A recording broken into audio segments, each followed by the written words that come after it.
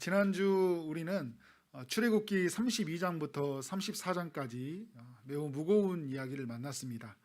우상을 숭배하는 이스라엘, 그리고 이들을 멸하시기로 한 하나님, 이들을 위해서 중보기도한 모세, 그래서 하나님의 뜻이 돌이켜진 이야기를 우리가 살펴보게 되었는데요. 그리고 이제 다시 이제 하나님께 언약을 맺지 않았습니까? 선한 결말로 이야기가 끝이 맺었지만 우리의 마음을 매우 무겁게 했던 그런 이야기 말씀이었던 것 같습니다. 우리는 이스라엘 사람들처럼 하나님을 생각하는 모습은 없는지, 또 그렇게 하나님 아닌 다른 우상을 섬기고 살아가는 모습을 없는지 살펴보는 그런 시간이었던 것 같습니다. 이스라엘은 하나님의 주신 그 특별한 은혜를 경험한 사람들이죠. 애굽에서 구원해 내신 하나님, 불기둥과 구름기둥으로 인도해 주신 하나님, 홍해바다를 건너오면서 자신들을 위해서 싸우신 하나님, 그리고 마라의 쓴물을 단물로 바꿔주신 하나님, 만나와 메추라기를 주신 하나님, 그리고 반석에서 물을 주신 하나님, 또 아말렉에서 싸움에서 승리를 주신 하나님, 이 하나님을 계속 경험했어요. 그리고 율법을 주시고 또 이스라엘을 신부로 맞아주기 위해서 언약을 맺어주신 그 하나님까지 경험했어요. 얼마나 여러분 은혜롭습니까? 그러나 이런 것을 다 경험한다고 해도 하나님의 말씀대로 사는 것은 아니다. 우리가 출애굽기 말씀을 살펴보면서 우리가 깨닫게 되는 것 같아요. 출애굽기에 있는 사람들만큼 이처럼 큰 기적을 경험하는 사람들이 있을까요? 오늘도 그들은 매일 내리는 만나를 먹었던 사람들이거든요. 그럼에도 불구하고 이들의 삶에 보면 하나님의 말씀대로 온전히 살아가지 못한다. 하나님을 한 분만을 신으로, 참신으로 모시고 살지 못한다라는 것을 우리가 말씀을 보면서 확인해 볼 수 있었습니다. 어떤 모습이 있었는지 우리 32장 1절 말씀 한번 볼까요? 1절 말씀에 이렇게 이야기하고 있습니다. 백성이 모세가 산에서 내려오미 더딤을 보고 모여 백성이 아론에게 이르되 말하되 일어나라 우리를 위하여 우리를 인도할 신을 만들라. 이 모세 곧 우리를 애굽 땅에서 인도하여 낸 사람은 어찌 되었는지 알지 못함이니라. 이스라엘 백성들은 아론을 향해 우리를 위하여 인도할 신을 만들라. 모세가 산에서 내려옴을 더딤을 보고 이렇게 요구하는 모습을 볼 수가 있어요. 여러분, 우리가 기다리면 하나님이 그 뜻 가운데서 이루어지는 역사들을 보게 되잖아요. 모세도 이스라엘 백성들 입장에서 보면 기약 없이 올라갔지만 하나님께서는 40일이나 시간을 두고 가신 거거든요. 우리 편에서 볼 때는 그 시간이 언제인지 알지 못하니까 굉장히 답답하죠. 그러니까 어떻게 해요? 내려옴이 더딤을 보고 이제 그 조급한 마음에, 그죠? 아론을 향해서 우리를 인도할 신을 만들라 이렇게 이야기를 하고 있어요. 그러니까 아론이 어떤 반응을 보이고 있은가요? 이 요구에 앞에서 금을 모아서 송아지 형상으로 우상을 만들더니 하나님 앞에 예배를 드리고 그 앞 이제 예배를 드리듯이 제단을 쌓고 번제를 드리고 화목제를 드리고 백성이 앉아서 먹고 마시는 이제 그런 일들을 모습을 보여주고 있어요. 그러니까 불과 얼마 전에 그 하나님과 언약을 맺었고 또 그 유월절 그 무교절을 지켰던, 그래서 하나님과 뛰놀던, 먹고 마시며 뛰놀던 이들이 이제 금송아지를 섬기면서 그렇게 뛰노는 모습으로 바뀌는 모습을 보고 있어요. 그들이 가지고 있는 그 조급함들, 하나님의 뜻보다 앞섰던 생각들, 자기 생각이 너무 강했던 것들이 하나님의 뜻을 거스리는 모습들을 보여주고 있는데요. 정말 이 무엇이 정말 이렇게 만들었을까 할 때 우리는 이 성경을 읽을 때 이 구약의 성경은요, 구약의 스토리는 항상 신약과 연결해서 봐야 돼요. 구약은 이제 영상으로 본다면 화면이라고 볼 수 있고요, 신약은 자막이라고 할 수 있어요. 영상만 보고는 알 수가 없잖아요, 그죠? 자막에 뭐라고 써져 있는지 알아야 되는데, 예를 들어서 지금 출애굽기에 나와 있는 성막에 대한 영상 자막, 성막에 대한 이미지를 보여준다면 신약에서 이 성막이 뭔지를 확인해야 되겠죠, 그죠? 히브리서 9장 23절 24절은 이 성막은 예수 그리스도의 모형과 그림자다, 이제 이렇게 표현을 하고 있어요. 그리고 이 구약에 나타나는 이 지금 모세라는 인물을 신약에서 바라보니까 예수님을 예표하는 인물, 예수님을 알려주는 인물이라는 걸 알려주죠, 그죠? 갈대상자에 버려진 사람. 그러나 예수님도 사람들에게 버려진 사람들, 그리고 그 동족을 구원했던 모세, 동족을 온 인류를 구원하신 예수 그리스도, 그죠? 고난받은 모세, 또 고난받으신 예수 그리스도. 그래서 동족을 위해서 기도한 모세, 생명을 걸고 기도했던 모세, 그리고 자기 생명을 정말 걸어서 생명을 구원했던 우리 예수 그리스도. 이 모세의 모습을 통해서 우리는 예수님을 볼 수 있어야 돼요. 그래, 이 지금 이스라엘의 우상 숭배 이 사건을 그러면 신약에서는 어떻게 해석을 하고 있냐는 거예요. 지금 이스라엘의 이 사건을 사도행전 7장에 가보면 39절에 이런 말씀이 있어요. 우리 조상들이 모세에게 복종하지 아니하고자 하여 거절하여 그 마음이 도리어 애굽으로 향하여라고 말씀을 하고 있어요. 그러니까 지금 조상들이 어떻게 했다는 거, 모세에게 복종하지 아니했다 이야기해요. 그리고 그들의 마음이 어디로 향했다고 합니까? 애굽으로 향해 있다고 이야기를 해요. 그래서 40절 보면 아론대로 이르되 우리를 인도할 신들을 우리를 위하여 만들라. 애굽 땅에서 우리를 인도하던 이 모세는 어떻게 되는지 알지 못하노라 하고 이렇게 말씀을 하고 있어요. 41절까지 보면 그때 그들이 송아지를 만들어 그 우상 앞에 제사하며 자기 손으로 만든 것을 기뻐하더니 7장 39절부터 41절까지는 스데반이 이제 그 이스라엘의 종교 지도자들을 향해서 했던 설교인데요. 이제 이 스데반이 아론과 그 백성들이 우상 숭배했던 사건을 해석하는데 그들이 하나님의 세운 이 모세에게 복종하지 아니하였다. 그들의 마음은 여러분 그들의 몸은 지금 어디로 가고 있어요? 가나안 땅으로 가고 있지만 그들의 마음이 지금 어디에 있다는 거예요? 애굽에 향해 있다는 거예요. 그러니까 지금 그들에게는 약속의 땅, 자기 다시 돌아갈 땅에 관심이 있는 게 아니라 이전의 것을 버리지 못했던 것들은 굉장한 그 아쉬움들, 그 예전에 가지고 있었던 그 애굽에서 보호받았던, 애굽에서 누렸던 그 영화들을 그들은 이 계속 마음에 품고 살고 있었다는 거예요. 근데 여러분 이제 출애굽기 32장으로 다시 가보면 1절에서 그들이 모세를 말할 때 어떤 표현을 쓰냐면 이 모세라는 표현을 써요. 이 모세 곧 우리를 애굽 땅에서 낸 사람은 어찌 되었는지 알지 못하면 이건요 그 굉장히 비아냥거리는 말이에요. 경멸하듯 하는 표현이거든요. 이 모세라는 표현하고 지는. 여러분 모세가 어떤 사람이에요? 나이 80이 돼서 칠 줄 모르고 백성을 위해 살았던 사람이에요. 그래서 산 위에서 말씀을 받고 정말 하나님의 뜻을 이 가운데 어떤 것인지를 살펴보기 위해서 산 위에 올라갔던 사람. 근데 이 모세에 대한 존경도 없고 감사도 없고 이 모세가 어디 있냐고 이야기하는 거예요. 결국 뭘 보여주냐면 이들의 마음속에 하나님이 없고 이들은 하나님을 떠나 있었고요. 이들은 히브리서의 3장과 4장의 말씀을 보면요. 이들은 하나님을 믿지 아니하였고 그 믿지 아니하였기 때문에 하나님께 순종하지 아니하였다 이야기를 해요. 이게 단순히 이제 이 그 우상 숭배 금송아지 사건뿐만 아니라요. 앞으로 일어난 일들을 보세요. 계속 하나님께 불순종해요. 하나님께 계속 대항하고 그리고 이 금송아지 사건 이전에부터 홍해 바다 나오는 순간부터 어때요? 계속 불평불만에 그들의 마음속에 하나님이 떠나 있다는 걸 알 수 있어요. 그냥 결국 그들의 마음은 계속 애굽에 머물러 있었다는 걸 알 수가 있는 거죠. 그러면 이런 질문을 보게 되는 것 같아요. 왜 이들은 이렇게 불순종하는 마음으로 살아가는 것일까?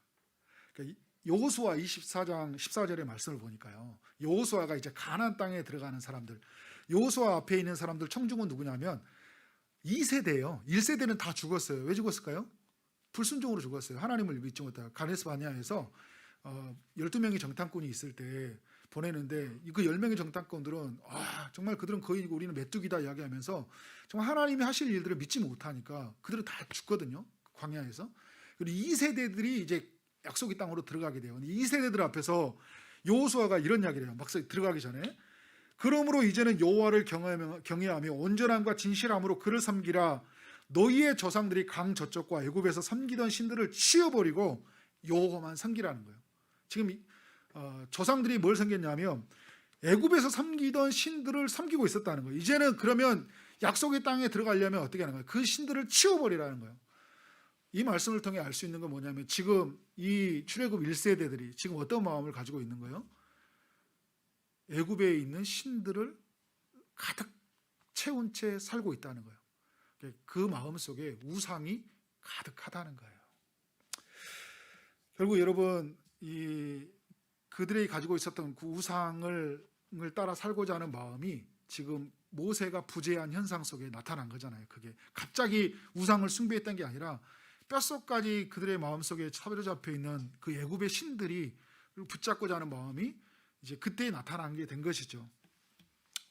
여러분, 모든 시대의 모든 나라가 다 그렇지만 특별히 애굽에는 많은 신들이 있었어요.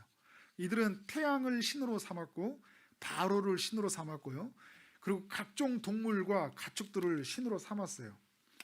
이스라엘이 애굽에서 몇 년을 살았나요? 400년을 살았어요.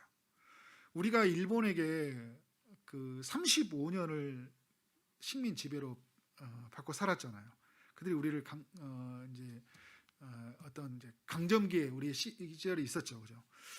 지금 35년밖에 되지 않았지만 지금도 우리는 일본의 영향이 있어요.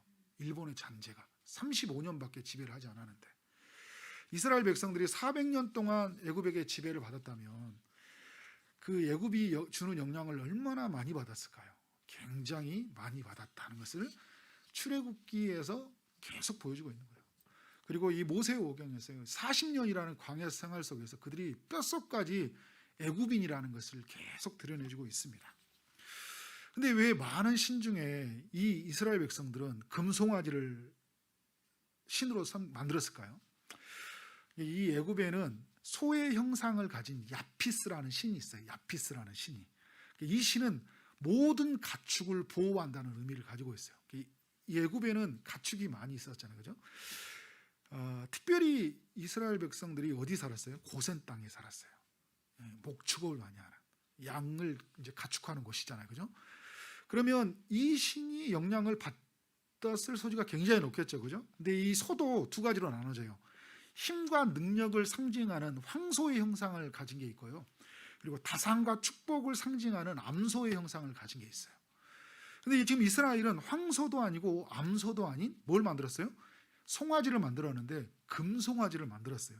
이걸 뭘 말할까요? 황소가 가진 힘, 능력, 암소가 가진 다산, 축복, 그 모든 것을 능가하는 금으로 된 송아지다. 그 모든 것을 포함하면서 능가하는 이라는 것을 알려주고 있어요. 뭐가요? 우리가 믿는 신이. 근데 이스라엘 백성들을 보면요, 그들이 하나님을 안 믿는 게 아니거든요. 그러니까 지금 분명히 애굽이 믿는 신과 이스라엘 백성들이 믿는 신은 다르다는 게 나타나요. 그러니까 오늘 왜냐하면 말씀해 보면 여호와라 이름을 부르고, 그리고 여호와 절이라 이야기하고요, 그리고 화목제와 번제를 드려요. 그리고 먹고 뛰노는 것들이 어디에 문화에 익숙한 거예요? 물론 이제 고대 제사들도 이런 제사들이 있었어요. 그러나 지금 이스라엘 백성들이 여호와라는 이름으로 가지고 제사하는 거 보면 지극히 신앙적인 것 같아요. 그런데 여호와라는 그 이름에 있는데 그것이 뭘로 나타났어요? 형상으로. 그 소의 금송아지 형상으로 나타나 버리는 묘한 그 어떤 종교다원주의적인 이것들이, 내가 하나님을 섬기고 있지만 그 하나님은 우상의 형상을 가지고 있는. 그러니까 내가 지금 이 이스라엘 백성들, 우리도 마찬가지예요, 여러분. 우리도 하나님, 예수 그리스도 이야기하지만 막상 다른 것이 우리의 삶의 주인이 되어가는 것처럼 지금 이스라엘 백성들도 다른 모습으로 포함되어 있는 것들을 보게 됩니다. 그러니까 내가 믿는 여호와는 뭐냐면, 그들의 여호와는요, 애굽 땅에 있는 모든 그 가축을 돌보는 야피스라는 신보다 더 강한 능력 있는 존재다. 왜냐하면 애굽의 군대를 어떻게 했어요? 홍해 바다에 수장시켜 버렸잖아요. 그리고 다산이라는 것을, 축복이라는 게 뭐냐면 이 이스라엘 백성을 고센 땅에서 별과 같은 자손으로 인도해 버렸잖아요, 그죠? 봐라, 하나님이 우리가 믿는 신이 얼마나 놀랍냐, 이 신을 우리는 섬긴다 그랬더니 이 신이 딱 누구예요? 소의 금송아지 형상을 가지고 있는 거예요. 하나님인데 형상을 가진 하나님이 되어버린 거예요. 여러분, 내가 하나님의 이름도 있고 하나님을 위한 봉사도 있는데 딱 내가 섬기는 게 뭐예요? 계속 이름도 있고 예배도 있고 성도의 교제도 있고 봉사도 있고 전도도 있고 기도도 있는데 딱 그 보면 뭐냐면 힘과 능력, 다산과 축복을 형성하는 어떤 것, 다른 어떤 그런 형상이 되어버리는 모습들을 보여주고 있어요. 근데 하나님은요, 분명히 하나님이 자기 자신을 계시할 때 하나님이 어떤 분인지를 능력으로 보이셨잖아요, 그죠? 10가지 재앙을 통해, 홍해바다를 통해, 만나와 메추라기를 통해서, 반석에서 물을 나오는 사건을 통해서 하나님이 어떤 것들을 통해 자기의 계시를 보여줬어요. 그리고 직접적으로 하나님 말씀해 줬어요. 자기가 누구인지. 모세가 하나님을 만나고 나서 그럼 누구라고 말합니까? 그러니까 나는 스스로 있는 자다 이야기하는 거죠. 전에도 계셨고 이제도 영원히 계시는, 그죠? 그 하나님이라는 걸 말씀해 줬고, 나는 전능한 하나님이라, 아브라함과 이삭과 야곱의 하나님이라. 그 뭐예요? 이제 나는 이스라엘 백성과 언약을 맺었던 하나님이라 말씀해 주셨고, 그리고 이들과 언약을 맺기 전에 그들에게 율법의 말씀을 줄 때 뭐라고 하냐면, 너희들은 나이에 다른 신을 섬기지 말라. 그리고 너희를 위하여 새긴 우상을 만들지 말고, 하늘에 있는 것이나 아래로 땅에 있는 것이나 땅 아래 물속에 있는 것이나 어떤 것의 형상도 만들지 말고 그것에 절하지 말고 그것을 섬기지 말라. 그러니까 하나님을 형상화하지 말라. 하나님이 직접 말씀해 주셨어요. 근데 이런 사람들이란 게 어떤 거냐면, 자기가 듣고 싶은 것만 듣는 거잖아요. 자기가 믿고 싶은 것만 믿는 거거든요.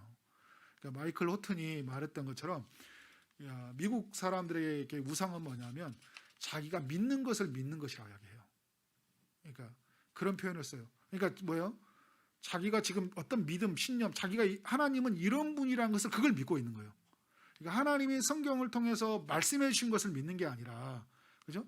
자기가 알고 있는 걸 믿고 있는 거예요. 이게 굉장히 무서운 거예요. 그게 자기 신념화가 돼서 신앙생활을 해나간다는 게. 하나님을, 그러나 중요한 거, 여러분 이 사건을 통해 우리가 알아야 되는 거냐면, 하나님을 경험했다고 해서 하나님이 누구인지 아는 건 아니라는 거예요. 중요한 이야기입니다. 하나님을 경험했다고 해서. 그리고 내가 하나님이 누구인지 알았다고 해서 하나님을 아는 것도 아니에요. 하나님이 누구인지 알았단 말이에요. 왜냐하면 내가 하나님이 살아계심이 내가 그분이 믿었다면, 그죠? 나중에 좀 이따 제가 한번 더 말씀드리겠지만, 그러니까 좀 다시 정리해 보면요, 병 고침이 있고 내 삶에 뭐 어떤 일이 일어났어요. 그래서 그것이 있다고 해서 내가 하나님을 아는 건 아니에요. 근데 분명히 하나님이 일하신 건 맞죠, 그죠? 아는 건 아니에요. 왜냐하면 내가 이런 하나님으로 내가 만나는 계속 할 수 있다는 거죠. 이렇게 이런 하나님에 내가 계속 묶여 살 수 있으니까. 그런데 내가 이걸 또 안다고 해서 완전히 믿는 거 아니에요. 왜냐하면 믿으면, 여러분, 내가 예를 들어서 홍민기 목사님이 그런 표현을 쓰더라고요. 여호와는 나의 목자신 내가 부족함이 없으리로다 이야기하면서, 왜 우리는 딸마다 부족한지 사냐? 그 말은 무슨 말이냐면, 여호와를 내가 목자라는 걸 알고 있다는 거예요. 그죠? 알고 있다는 거예요. 목자라는 거. 그러면 그 안에 부족함이 없다는 걸 알고 있다는 거예요. 근데 믿었다면 어떻게 해야 돼요? 부족함을 못 느끼는 거예요, 내가 진짜. 그런데 날마다 뭐가 없네, 뭐가 없어 죽겠네 한다는 거 뭐예요? 내가 그거를 알고 있지만 안 믿는 거예요. 네. 내가 주님이 나를 사랑한다, 그죠? 내가 존귀한 자라는 것은 내가 아는 거예요, 그죠? 내가 예수님 자라는 걸 알고 있는 거예요. 그러나 믿는 건 다른 거예요. 믿으면요, 다른 사람하고 비교해서 열등하고 그렇게 살아가지 않아요. 믿으니까 내가 그런 존재라는 거예요. 알고는 있지만 믿는 건 아니죠, 그죠? 이스라엘 백성들은 하나님의 존재에서 알고 있었지만, 알지만 자기식으로 알고 있었고요, 믿고 싶은 것만 믿고 있었던 거예요. 그러니까 완전히 믿는 것들이 아니었죠. 그래서 히브리서에서는 그들이 믿지 아니하였다 이렇게 선언을 한다니까요. 히브리서에서. 그래서 하나님이 이 이스라엘 백성들에게서 정말 어떤 마음을 표현합니까? 부패한 백성들이라고 해요. 그리고 목이 뻣뻣한 백성이고, 그렇기 때문에 이들을 진멸하고 다시 나라를 세우겠다고 해요. 이 내 백성이 아닌 거예요. 그래서 뭐라고 하냐면요, 모세를 향해 네 백성이라고 이야기해요. 이거 내 백성이 아니라고 이야기하는 거예요. 내 백성이 아니야. 내 백성은 이럴 수가 없어. 하나님이 어마어마한 일들을 하셨는데 불구하고 이건 내 백성이 아니라고 이야기하는 거예요. 결국 언약이 이제 나중에 파기되는 이야기들이 이제 보여주고 있는데, 모세가 어떤 모습으로 이 하나님의 음성을 듣고 어떻게 반응합니까? 11절에 오늘 읽었던 말씀에, 하나님, 이들은 큰 권능과 강한 손으로 구원하여 낸 주의 백성들 아닙니까? 그죠? 6월절 어린 양의 피에 그 희생으로, 그죠? 구원해낸 사람. 그리고 강한 손, 그 홍해바다에 그 너희를 향한 주의 손을 보라 하면서 하나님이 그 대신 싸워주시면서 이들을 구원해 주신 이 백성들 아닙니까? 라고 이야기하고 있어요. 그리고 이 백성들에 대해서 어떤 진멸하고 하십니까? 그럴 때 다른 사람들이 이들에게 어떤 그 모함과 또 하나님 앞에서 이것이 모독이 될지를 아니까, 그러면서 뭐라 하냐, 13절에서 아브라함과 이삭과 이스라엘을 기억해 달라고요. 이 말은 하나님과 이들은 언약이 맺어진 백성들이다라는 것이에요. 그리고 13절 하반절에 그들을 위하여 주를 가리켜 맹세하여 이르시기를 내가 너희의 자손을 하늘의 별처럼 많게 하고 내가 허락한 이 온 땅을 너희의 자손에게 주어 영원한 기업이 되게 하리라 하셨나이다.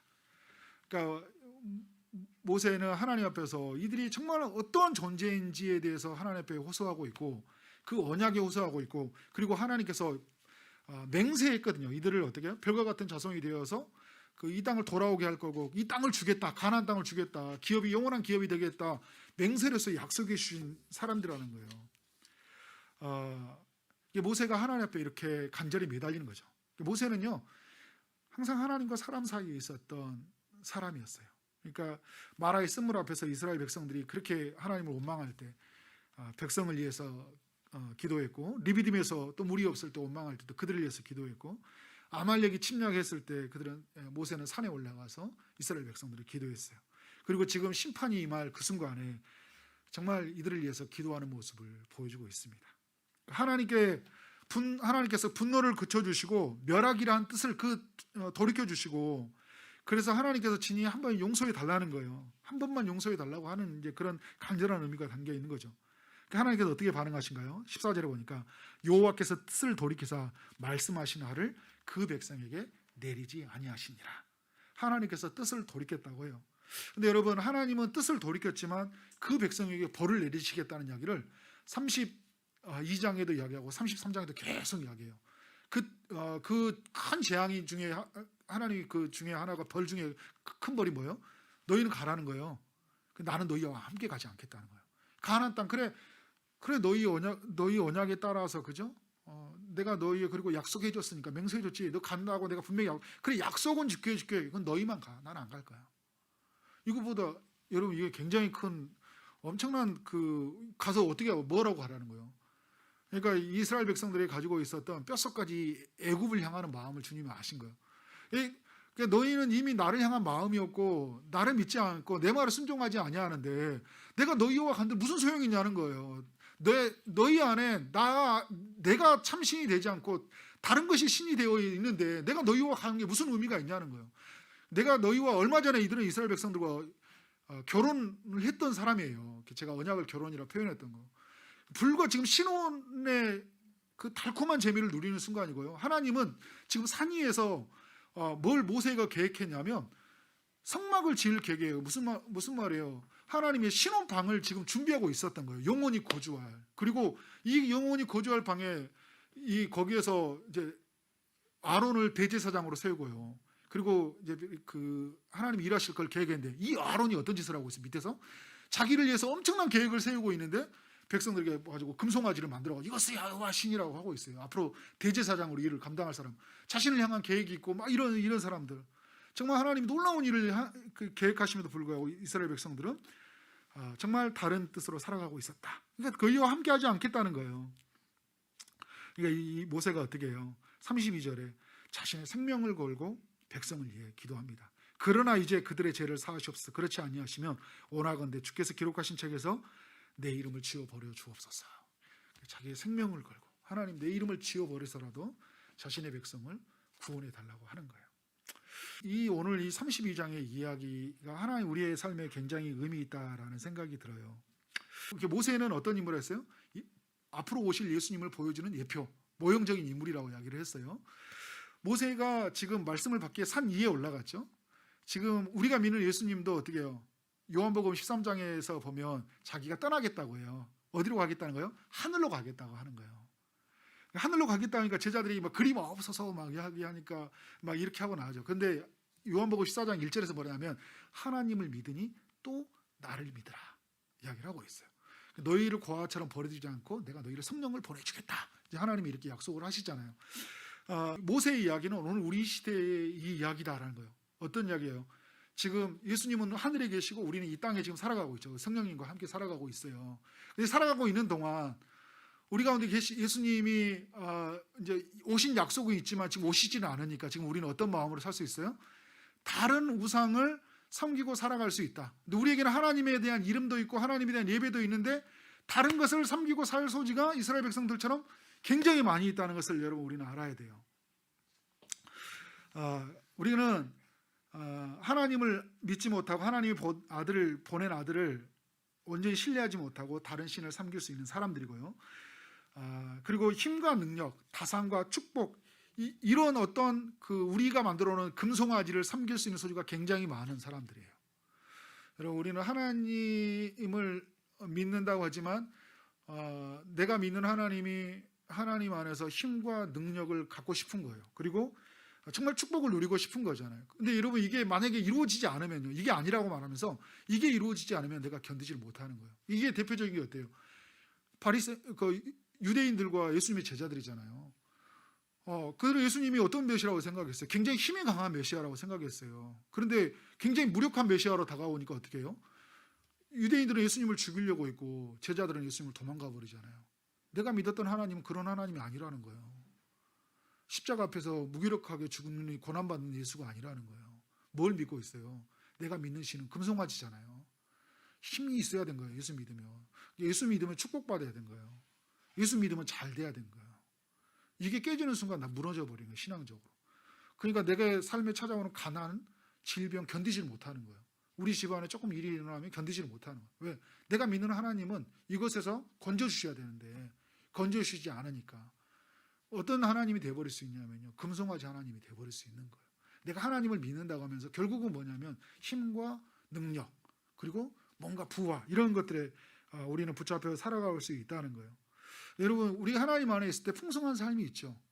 근데 풍성한 삶을 허락하신 하나님 안에서 우리가 살아갈 때 그것이 허락함에 그 축복을 누려야 되는데 우리가 전과 후가 바뀌어서 살아갈 수 있다는 거예요.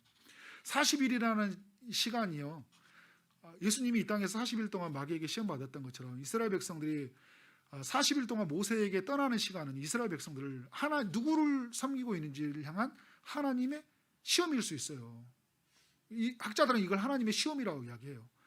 예수님이 광야에서 어떤 시험을 받았어요? 떡과, 그죠? 정말 너의 능력을 한번 보여줘라. 네가 너에게 모든 걸 내가 절을 하면 다 주겠다. 어떤 모든 걸 약속해 주잖아요. 이런 것처럼 지금 이 시험 가운데 있는 이들에게 정말 많은 것들로 이 금송아지로 유혹을 하고 있잖아요. 그럴 때 어떻게 해요? 나는 아니다. 나는 이런 것으로 사는 사람이 아니다. 이런 것을 보여줘야 되는데 우리의 이 마음은요, 사실 그런 마음으로 가득 차다니까요. 굉장히 우리는 취약한 구조다. 근데 칼빈은 우리를 향해 뭐라냐, 우상 공장이라고 하는 거예요. 우리 마음에 정말 하나님이 아닌 것으로 다른 것을 채우고자 하는 가득한 정말 그런 어떤 우상 공장, 눈으로 보이는 것을 신뢰하는 사람, 보여주면 믿겠다고 말하는 사람이 얼마나 많은지 모릅니다. 여러분, 이런 우리를 인정하고 우리는 어떻게 해야 되냐면, 오늘 말씀을 통해 정리하면요, 우리는 하나님을 구해야 돼요. 제가 세 가지로 한번 정리를 해보도록 하겠는데요, 가장 먼저 첫 번째는 뭐냐면요, 하나님을 알아가도록 구해야 됩니다. 하나님이 누구인지, 하나님이 어떤 일을 행하셨는지, 오늘도 하나님은 어떻게 우리 가운데 존재하시는지, 어떻게 하나님이 약속을 이룬지에 대해서 우리는 하나님을 알아가야 돼요. 우리의 무지가 우상을 만들어낸다니까요. 그러니까 이 하나님에 대한 그 열심은 있는데, 여러분, 하나님에 대한 알미 없으면 굉장한 큰 우상을 만들 수 있다니까요. 그래서 우리는 하나님이 누구인지를 알아가야 돼요. 그래서 우리 하나님을 알아가는 기도, 그 하나님이 우리 가운데 주셨던 말씀을 통해서 날마다 우리는 말씀을 상고하면서 하나님이 누구인지, 그죠? 성령을 통해서 하나님 누구인지를 밝히 알아갈 수 있도록 그 지혜를 구해야 돼요. 그래서 하나님이 우리에게 하나님은 누구이고 하나님 안에서 나는 누구인지에 대해서. 그래서 저는 우리 천희동산교회에서 은혜를 나눌 때 우리 주일날은 이제 계속 새벽과 주일날은 우리가 계속 성경을 따라 이렇게 계속 나누잖아요. 3년 지나면 우리가 성경 한 권을 이렇게 깊이 묵상할 수 있는 시간이 될 것 같아요. 그리고 제가 수요일날 소요리 문답했던 거 뭐냐면 좀 교리적으로, 좀 약간 좀 이제 교리적으로 알아가면서 성경이 전체가 어떤 뜻을 가지고 있는지를, 하나님에 대해서, 예수님에 대해서, 죄에 대해서, 또 우리의 삶에 대해서 좀 깊이 묵상해 볼 수 있는 시간이 되었으면 좋겠다. 그래서 하나님을 우리가 알아가야 된다는 것이죠. 그리고 알아가도록 구해야 돼요. 그리고 두 번째는 뭐냐면 하나님이 온전히 믿어지도록 우리가 구해야 돼요. 그래서 에베소서 4장이 뭐라냐면 우리를 향해서 아는 것과 믿는 것이 하나가 되라고 이야기를 하고 있어요. 그러니까 우리가 알아가는 것에 멈춰주지 않고 믿으라는 거예요. 제가 아까도 말한 것처럼 하나님이 나를 사랑한다라는 것을 아는 것에 멈추지 않고 그것을 사랑한다는 것을 믿으라는 거예요. 그 사랑함이 믿었을 때 여러분 주는 굉장한 큰 은혜가 있어요. 이스라엘 백성들은 정말 그들에게 가지고 있었던 것 하나님의 알미 있었지만 하나님을 믿지 못했기 때문에 결국 그들에게 어떤 일이 이루어졌어요. 하나님이 아닌 다른 것을 채우고 살아가잖아요. 믿지 못하니까. 왜? 하나님이 그 하나님이 분명히 하나님을 맞는데 내가 삶 속에서 필요한 건 이게 필요한 거니까요. 물이 필요한 거니까. 그래서 미치겠는 거예요. 그래서 물이 되는 것이라면 뭐든지 하겠다는 거예요. 뭐 신앙을 팔아서라도 그렇죠. 다른 신을 섬겨서라도 그들의 마음속에 있다니까요. 하나님을 형상화시켜 버렸어요. 믿지 못함으로 말미암아. 그러니까 이제 그들 안에 있는 그 가지고 있는 믿음 없음이 그런 연약한 모습을 드러내는데 우리도 하나님을 알지만 믿지 못함으로 하나님 되심을 누릴 수 없다는 거. 그래서 여러분 믿음이 되기 위해서는 끊임없이 우리는 말씀을 들어야 되겠죠, 그죠? 하나님의 도우심을 구해야 돼요. 그래서 믿음은 들음에서 나고 들음은 그리스도의 말씀에서 나느니라. 계속 하나님의 말씀, 그리스도가 하신 일들, 그리스도의 말씀이라는 건 뭐냐면 그리스도가 우리 가운데 해주셨던 말씀, 그리스도를 통해서 이루시는 하나님의 그 완성, 그것이 무엇인지를 어떻게 해요? 계속적으로 들으면서 정말 하나님이 정말 우리 안에 살아계시고 하나님이 일하신다는 사실들, 그 약속을 반드시 성취하신다는 사실, 그 안에 있을 때 여러분 우리 안에서 어떤 일이 일어나냐면 정말 하나님 앞에 우리 알미 믿음이 되면요 삶의 부족함이요 만족으로 바뀌어요. 그리고 그 알미 믿음이 될 때 우리 안에 이 두려움이 담대함이 돼요. 근데 알미 믿음이 되지 못하면 부족함이 우상을 만들고요 두려움이 우상을 만들어요. 우리 이게 부족하다고 생각하니까 여러분 그렇잖아요. 하나님으로 부족하다고 생각하니까 다른 걸 채우잖아요. 그리고 하나님으로 그것이 나에게 완전하다 생각하지 않으니까 두려우니까 뭔가요? 다른 걸 붙잡잖아요. 그럴 수 있다니까요. 근데 그 알미 믿음이 되도록. 그래서 알미 믿음이 될 때 우리는 주님을 온전히 만나게 돼요. 그래서 하나님보다 더 사랑했던 죄, 하나님이 아닌 것을 붙잡고 살아갔던 우리의 죄들을 다 내려놓게 되는 거예요. 진정한 주인이 주님 그리스도 우리 하나님밖에 없다고 고백하는 우리의 삶이 있다는 것이죠. 세 번째는 뭐냐면 첫 번째는 제가 하나님을 알도록 구하라겠고요. 두 번째는 그 하나님을 아는 것에서 믿는 것이 되도록 구하라겠고요. 세 번째는 뭐냐면 하나님이 아닌 것을 붙잡고 살아가는 이들을 위해서 기도하는 것입니다. 어떤 기도예요? 오늘 모세가 보여줬던 기도. 이 땅에 제약 아래 살아가는 사람들, 다른 신을 섬기고 살아가는 사람들, 또 우리 교회 공동체 안에, 또 우리 믿음의 사람들 안에서 여전히 하나님을 믿고 있지만 애굽을 향해 마음이 향해 있는 사람들이 얼마나 많이 있는지 몰라요. 저도 여러분 예외가 아닙니다. 그래서 교회가 또 우리 목회자가 우리 성도들이 또 이 땅에 있는 사람들이 정말 하나님을 한 분만을 모시고 살 수 있도록 우리가 기도해야 된다. 오늘 11절부터 13절까지 있었던 그 모세의 간절한 기도가 우리의 기도가 돼야 된다는 거예요. 모세는요 자신의 조상들에게 주었던 이 말 11절부터 13절까지 이 말씀은 아브라함과 이삭과 야곱에게 줬던 말씀이에요. 그들에게 줬던 약속이에요. 그 약속을 완전히 붙잡고 기도하고 있어요. 그리고 그가 시내산에서 호렙산에서 만난 하나님, 그에게 약속해 주셨던 하나님이 분명한 확신을 가지고 그 알미 믿음이 되어서 어떻게 하고 있어요? 하나님 앞에 간절히 매달리고 있는 거예요. 그러니까 자신의 생명이 끊어지더라도 자신의 동족을 구원해 달라고 하는 이 모세의 간절한 기도. 여러분 모세는 이 땅에 오신 예수님이 어떤 모습으로 사실지를 먼저 보여준 사람이잖아요. 모형적으로 보여준 사람이에요. 모세가 백성과 하나님 앞에 섰듯이 예수님이 이 땅에서 제약 아래 있는 사람들을 구원하기 위해서 하나님 앞에 서잖아요. 그죠? 모세가 계속 이스라엘을 위해서 기도했듯이 예수님이 이 땅에 오셔서 우리를 위해서 기도하셨고 지금도 보좌 우편에서 우리를 위해서 기도하고 계시는 분이라는 거예요.